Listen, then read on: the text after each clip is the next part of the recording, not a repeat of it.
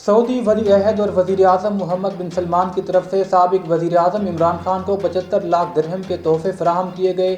تحائف میں مہنگی ترین گھڑی سابق مشیر داخلہ شہزاد اکبر کے توسط سے دبئی کے تاجر عمر فاروق ظہور کو خفیہ مشن میں فروخت کی گئی۔ دبئی میں مقیم پاکستانی نژاد کروڑ پتی تاجر عمر فاروق ظہور نے تہلکہ خیز انکشافات کر دیے۔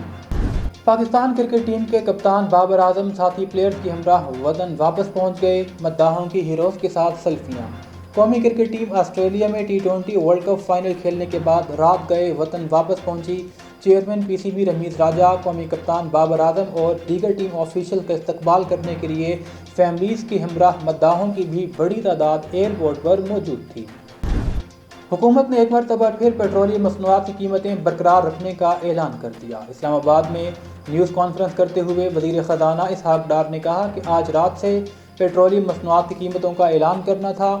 وزیر اعظم شہباز شریف کی اجازت کے بعد پیٹرولیم قیمتوں میں کسی قسم کی چھیڑ خانی نہیں کی جائے گی، قیمتوں کو اپنی سطح پر برقرار رکھا جائے گا۔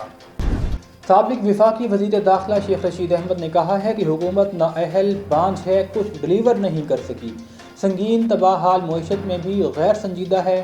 سماجی رابطے کی ویب سائٹ ٹوئٹر پر اپنے پیغام میں شیخ رشید نے کہا کہ انتہائی اہم تعیناتی پر ہیجان برپا کر دیا گیا۔ لندن میں کہتے ہیں کہ مشاورت کر رہے ہیں، پاکستان میں کہتے ہیں کوئی مشاورت نہیں شروع کی۔ روس نے یوکرین پر میزائلوں کی بارش کر دی۔ میزائل حملوں کے بعد ایک شخص ہلاک، متعدد افراد زخمی ہو گئے۔ یوکرینی حکام کا کہنا ہے کہ روس نے 80 سے زائد میزائل یوکرین پر داغے ہیں۔ روسی میزائل حملوں کے باعث ایک شخص ہلاک ہوا جبکہ متعدد افراد زخمی ہوئے۔ میزائل حملوں سے یوکرین کے زیادہ تر علاقے بجلی سے محروم ہو گئے۔